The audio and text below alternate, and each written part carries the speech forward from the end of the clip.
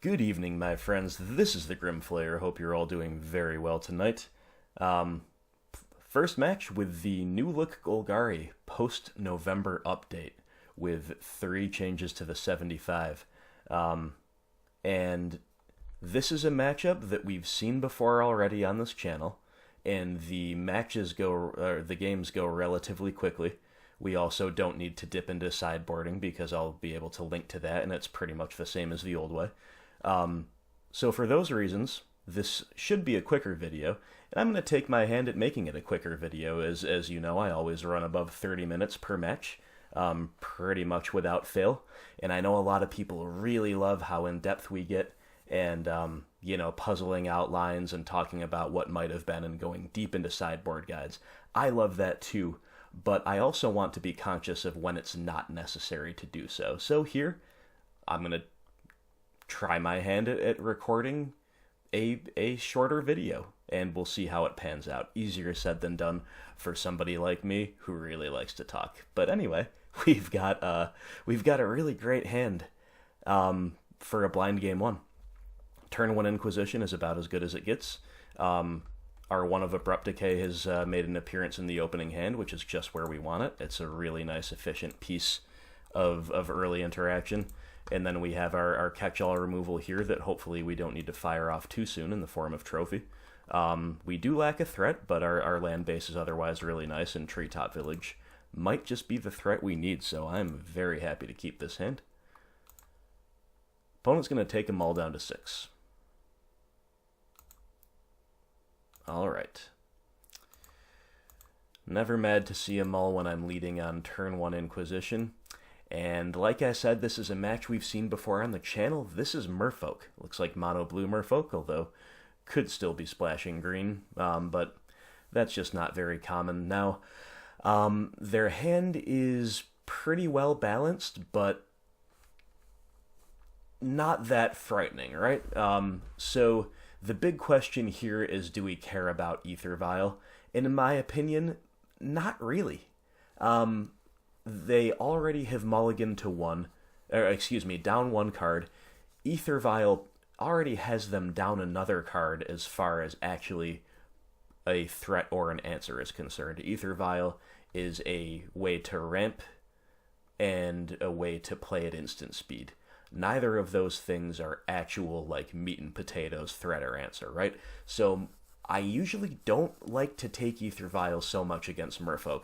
Now, if they had a 1-lander and a bunch of gas and a high curve, then yeah, I'd take the Vial. But here, I obviously don't care too much about this peak. They can have all the hand information they want. It's not very good against us, in my opinion. It cantrips, but whatever. Again, I want to answer the meat and potatoes. I want to answer the threats. So, do we take Lord of Atlantis or Merfolk Trickster? Well, Merfolk Trickster is essentially a kill spell for our Tarmogoyf, and we don't have one yet. But between that and the fact that it's just got natural flash, and the fact that the Lord will not have any companions to give anthems to if we take the Trickster, at least for now, I think that is the clear take. Alright, I took long on my turn 1 discard like I always do, but now we're going to speed it up a little bit. So the opponent goes Island, Ether Vial, as expected. No reason not to. Ooh, the Tarmogoyf. Look at that. Rewarded already for taking away the Trickster. Yeah. Pretty nice here to just play the Tarmogoyf. Now, a quick note. Because we do happen to have our Abrupt Decay in hand, let's say you did want to deal with the Vial, you could still take something else with the discard spell, and then they're almost certainly going to play Island into Ether Vial when they go. Then you can just Abrupt Decay, and you've kind of forced them to waste a turn. Just an interesting line to keep in mind. That said, I still don't really care about this Ether Vial yet, but we'll see what they get up to here. It's going to be Island and pass, huh? Alright, 2 unknown cards in hand. I'm not surprised they didn't run this card out. They probably wouldn't run too many creatures out right there, except maybe a Silvergill Adept. So here, we're going to get in with the Tarmogoyf, see if they have anything to say or do about it. No blocks, huh? So here's a really interesting spot. I drew another treetop village for turn, right? So I'm like, okay, they could have another Merfolk Trickster, I could get blown out. But I can't really afford to play around that because the Tarmogoyf is just like the threat that's leading my line. They're behind on resources, and now if I take away the Ether Vial, I force them to kind of develop their board at a normal state. So they're behind on resources. If I take away the Vial, I put them behind on board, and I grow the Tarmogoyf to a 4/5 because I put instant and artifact in the yard. Again, they already have declined to assign block, so this is very safe to do here. The worst they can do, yeah, they can't really do anything. Maybe, yeah, they're just going to peek, sure. I was going to say maybe if they have a Dismember, but that's about it. Or Vapor Snag, I suppose, but that has fallen out of favor in Merfolk builds. And we get to play our good friend the Ape Village and pass the turn. So, while I didn't care about Ether Vial turn 1, and I still didn't care to decay at turn 2, here, given the fact that we're continuing to draw lands, but they're aggressive man lands, and also given the fact that Ether Vial represented a doubling in the clock of the Goyf, I think that was the correct play there. But I do remain a player who does not usually hit Ether Vial as a high priority target against Merfolk. So they're going to play out a Silvergill Adept. Sure, they reveal the Lord of Atlantis we already knew about. Alright, we're drawing land and land and land, but at least they're all man lands, right? So, yeah. Fire up the Treetop Village. Before we show them anything else, let's just attack. We got a nice healthy clock going here. We're going to swing for 7. They just got to take it. Okay. That's not entirely surprising. Again, assuming they don't have Dismember or Vapor Snag there, there's not much they can do. They're not going to win the game by throwing a Merfolk in front as a chump blocker that turn, right? They've got to develop the board a little bit. Okay, they've got the Lord. Adept's a little bit bigger, and they're representing Mutavault. And we are drawing lands again. We have drawn... we drew Tarmogoyf on turn 2, and then we have drawn only lands since then. So, just something to keep in mind. But yeah. So we get to animate the treetop here and swing in, and here's why. So, we don't have an untapped land to play except this colorless one. So we cannot animate a man land and hold up Assassin's Trophy this turn. That's okay, I don't really need to hold up Trophy. They're not representing Merfolk Trickster, that needs double blue. And if they want to trade some stuff off here, that's pretty fine with me, because I have more Treetop Villages, and I have a removal spell in hand, another man land in hand, and we just have to, like, we're flooding out, they could have some decent gas still in hand, we just need to press our advantage here. We need to close out the game. Alright, they're going to take a trade Adept for Village. That's pretty good for them. I guess they just fired up this Mutavault for moral support. Fair enough. We still get to trample in for 1, and our Goyf is crushing in for another 4, and it's now a 5/6. So they're down to 4. And we get to play yet another creature land and pass. We are bluffing Fatal Push right now. Alright, opponent's got another Lord of Atlantis. Sure. And they're going to get in for 3. Okay, I get it. I mean, you've got to end the game, right?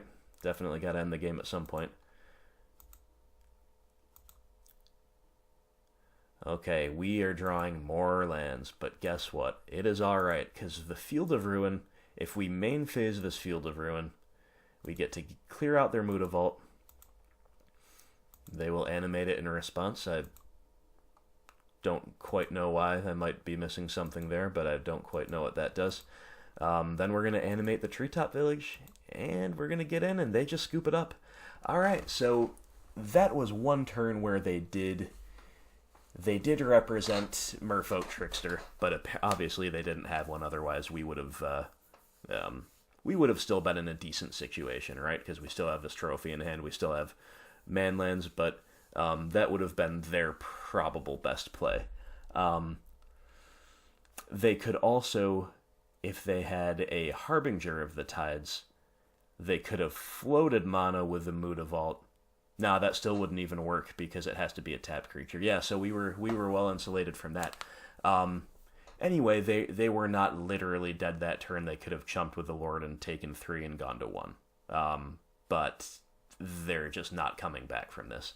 Now notice that we kept a land-heavy opening hand, right? We kept a 4-lander. That is on the land-heavy side of average.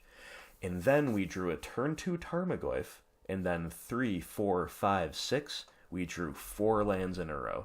So we won that game in a completely convincing fashion, crushed them, really, killed them on turn 6, or at least forced the scoop on turn 6, and we only had 4 spells, and we only played 3 of them. We played Inquisition, Abrupt Decay, and Tarmogoyf. This shows the power of, well, I guess number 1, to be fair, the power of the opponent mulliganing to 6. That definitely helped us out.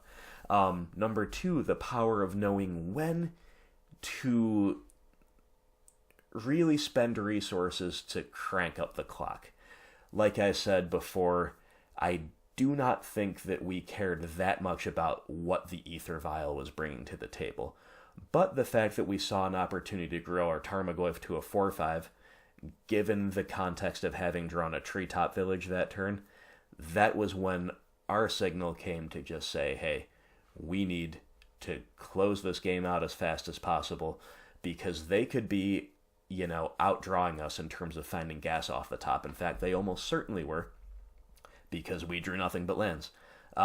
This also, number 3, shows the power of this land base. Yes, we flooded. Yes, that in part has to do with the fact that we have a 25 land count in this deck, but any deck can flood, and our deck turns flooding into high value. We saw 2 Treetop Villages and a Field of Ruin getting in on the action, all very, very important to the win. And of course, we had a Hissing Quagmire waiting in the wings if they had managed to stabilize a little bit more.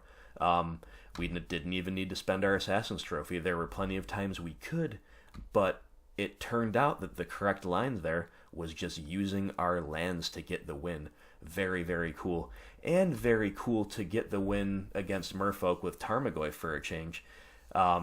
This poor guy is usually, kind of floundering against the fish because they've got Merfolk Trickster. They've got, ways to bounce him like Harbinger of the Tides. Post side, they've got Relic of Progenitus. Tarmogoyf just cannot get too much joy against the fish. Look at him. He's at home in the tundra, in the boreal forest, chasing elk and running over trees. He doesn't know what to do when he has to go, hunt fish in the water. It's not an amphibious creature, that's for sure. So it's nice to show the Merfolk the business with Tarmogoyf for a change. It does not happen all that often. We usually have to get there with something else. But anyway, that was a fun game. Definitely not a conventional one, but it worked in our favor. Now, of course, the sideboard tech I will not be showing you here because I will link to the sideboard tech I've already created in the previous video against Merfolk. Now, just keep in mind when you're watching that, if you need to take a look at that we no longer have Damnation to bring in.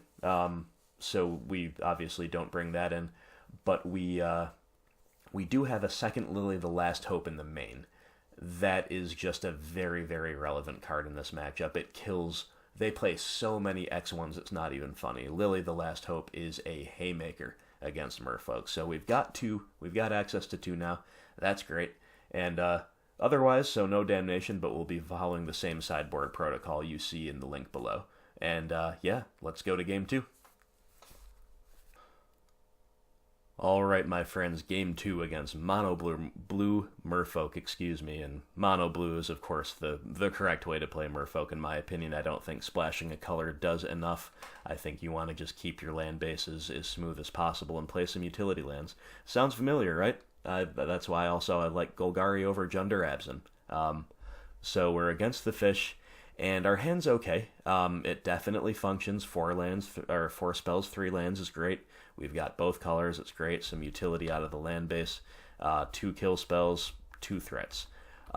So all that is very, very, very good, but there's a few problems. Number 1, even though Tarmogoyf closed out the game for us last time, This is a rare match, like I've said, where he's kind of our worst threat. He's just a liability against Merfolk Trickster. If they have a relic, he looks pretty bad for at least a while, and on and on.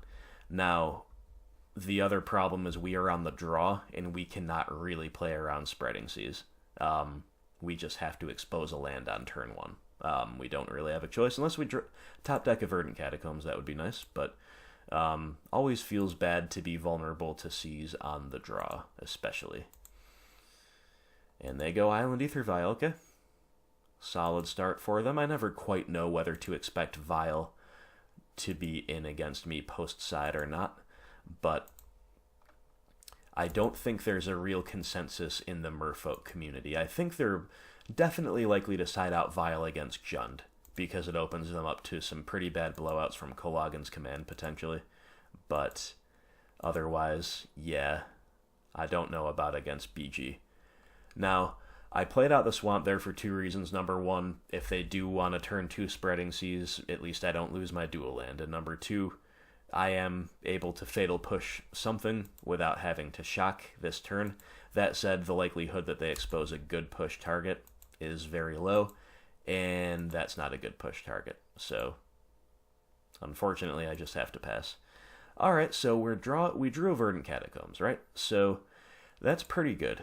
So here I would like to just simply shock and play a Tarmogoyf. Now, we're no longer playing around Spreading Seas, but we no longer really have to, because now we've got the magical 3rd colored source, which is enough to really realistically not get seized out of the game, especially because we've already resolved a green card. Now we can just focus on maintaining black for the most part. Of course, we want green too, but we also have Field of Ruin to potentially fix our mana, so here I'm pretty happy to just expose myself to Seas and take the chance to resolve a threat. There's not much point holding up Fatal Push here, because again, it's a little too early in the game for them to be exposing high-value targets. Now, if they see we're tapped out, maybe that'll change, but yep, sure enough, there's a Spreading Seas. Feels bad. But we knew this was an acceptable risk. Alright, so they've got the Vial on 2, 5 cards in hand. This is where Merfolk is scary, right? Because they've got a clock started, and it's not something you like to remove because it's a low-value target. It already got them a card. We go behind on cards if we remove this. They're on the play, so they're ahead of us on tempo. They've got Spreading Seas messing up our mana, and of course they're representing instant speed, combat tricks, a kill spell on the Goyf essentially with Trickster, and instant speed Lord effects, or just more Silvergill Adepts, so definitely a lot going on. Now we draw Fatal Push. That's a very, very good draw. Fatal Push is just obviously of high value in this matchup. So what do we do here? Well, here, we're just going to pass. I'm fine representing Fatal Push now because I have 2 of them, and also because at least I can grow my Tarmogoyf in additional way by getting this land into the graveyard. So they're going to vial out another Silvergill Adept. That's just very good.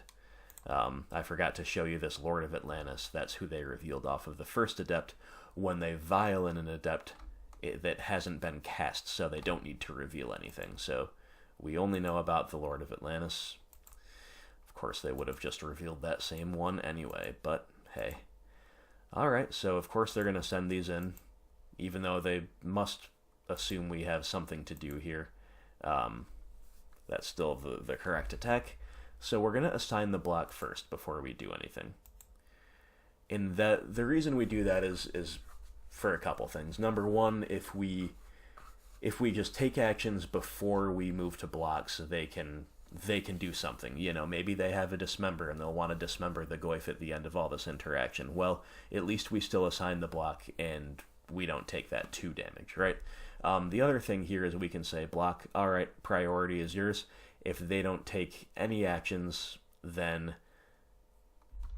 we just go to damage. So the onus is on them as the attacker to do something here. Now, just going to damage would have been fine for them as things stood. It would have forced the onus back on me. But hey, they chose to vial in the Lord of Atlantis, which is just pretty great for me. I get to Fatal Push this, And I do that here. We're playing around Spell Pierce even, so that's pretty nice. So Lord goes down, and here I don't have to do anything else. Again, the onus is now on them to do something. My Goyf is now a 2-3 because we got instant in creature in the yard. And they got nothing. They just hit us for 2, and my Goyf wins the trade. Okay, seems fine to me. Now we get to fetch a Painless Duel, which is really nice here for us as well. Life total is definitely under pressure. They've got 4 cards in hand, 4 islands open. And we know no cards in their hand. So, what do we do here? We drew another threat, Scavenging Ooze. Pretty bad here. We've got too many threats, not quite enough interaction. You know, can't really complain about a couple Fatal Pushes and a Brutality, but we've got too many threats, that is for sure. That said, it makes me willing to risk this Goyf here. I've got to figure they don't have Merfolk Trickster. They would have used it last turn. And Goyf just gets in for 3. Sure. Well, gonna play another one. And here we're just gonna pass. You know, you could argue that you should just Brutality the Adept there for the sake of mana efficiency, and mana efficiency is very important in this board state, right? Because we're starting to stabilize, we're starting to maybe outvalue them. Their best play is going to be to kind of tempo us out of the game. So maybe we should have just used our mana efficiently, just killed a thing. That's especially relevant because they could have more Spreading Seas and make it harder and harder for us to be mana efficient. So there's an argument for that. That said, I still definitely don't mind holding up the Fatal Push here. They've got a 3rd Silvergill Adept. So you'll hear people say, and I don't disagree with it, that Silvergill Adept is the best card in the Merfolk deck. It's an aggressively costed body considering that it draws you a card. It, of course, benefits from all of the tribal synergies, Island Walk, and Anthems. Yeah, very, very good. And they find a Tectonic Edge. Alright, so they're going to Tech Edge our Field of Ruin. Sure, you know, that's... Tech Edge is definitely on the bad side for us, but I guess I'd rather have them hit that than the Tomb. Hard to say. Phantasmal Image. Sure. Okay, now they choose to copy our Tarmogoyf. That's very good for us. They could have copied a Silvergill Adept and just drawn another card, and then they might have been in a position to just realistically outgrind us, but as it is, they're going for the board stalemate, and then hoping, of course, to probably Island Walk past us at some point, but we just get to Fatal Push this on the end step, so at the end of the day, at the end of the turn, we did get to be mana efficient anyway. Definitely worked out okay for us. So we'll untap, we're going to draw another land, that's fine with me at this point. And hey, we've got the threats, we don't have a good Brutality target still, so I'm just planning to play another threat in my second main phase, which means it's time to turn the Goyf sideways. 3-4 Tarmogoyf is, you know, a couple of them are putting on a real clock here. They're down to 11, they just take it. I would have been very happy with a 2-for-1 there, that would have been just fine with me. And so here I think the course of action is to play Tasigur. Scavenging Ooze is fine, but we don't want to be cold to a Relic. That just makes our Goyf Sarah 1s and makes our Ooze a Grizzly Bear. We want to just play the Tasigur. Green mana is also at a premium. We would not have, at least for that turn, we would have not been able to play the Skoos. This is just more mana efficient, or excuse me, activate the Skoos after we played it. This is just way more mana efficient, hedges us way better against a Relic off the top from our opponent. This is the correct play, and of course, we get to delve away everything but one Fatal Push. So Tasigur is just live to bring back Fatal Pushes, potentially, on command. They find another Tech Edge, they're going to Tech Edge our Treetop Village. Sure, I mean, wow, and then they just scoop. Okay, dang, they must not have had too much more gas, or they were just too far behind, but really what they needed to find there was Relic and or Merfolk Trickster, some way to combat these Tarmogoyfs. We were able to stay level with them through the sketchy turns of the game, like 3-4, we were able to stay level. Fatal pushing the Phantasmal image after they chose to make it Tarmogoyf instead of Adept, that was pretty huge. Being able to follow up with Tassiger, that was pretty huge. And, just in general, maybe they were still land flooded. Who knows what they had left in hand, but it looks like they were going to struggle to deal with this board, right? Because, of course, they can't really attack into Tassiger at all. And then they've got some, next turn it's going to be 2 huge things beating down the door. Maybe all 3. Maybe I just play the Skoos as a blocker. I've got to draw off the top, Brutality for Drain. We could conceivably have killed them next turn, depending on how they blocked. Regardless, they were 2 turns away from death. It seems pretty clear. They would have needed to have something good in hand and then draw more good somethings off of the top to keep pace at this point. So, like I said, Silvergill Adept is something that a lot of people identify as the best card of the deck, and of course anything that grinds that well, anything that says draw a card, is basically really good against us, because we are trying to run them out of resources. We are trying to compete on fair axes. We're trying to outvalue them. So yeah, a combo deck might not care that Silvergill Adept draws a card, because, Merfolk player turn 2 Adept pass, Storm player says sure, untap, turn 3, play my land, kill you. We care a lot about that, and we just won through 3 of them, through 3 Silvergill Adepts, and that's definitely unusual. So this was an unusual... I play Merfolk a ton. My good friend and best testing buddy plays Merfolk as his main deck, and I play this matchup a lot. I almost never beat him with Tarmogoyfs. It's usually something else that gets me there, if I get there at all. So to go 2-0 and have Tarmogoyf be the kind of chief clocker in both matchups, man, I'll tell you, that's just highly unusual. So we'll certainly take it, though. Certainly won't be too mad about that. Anyway, good games, well played to the opponent. Seems like they just flooded out a bit there at the end, and couldn't quite get traction against our army of gigantic things. But the match is always interesting. It's more swingy than it appears it should be. Sometimes they just spreading sees you out of the game. Although that doesn't happen to us that much on this build compared to the poor Jundinabzin players who sometimes have no chance against a Merfolk progression, as strange as that may seem.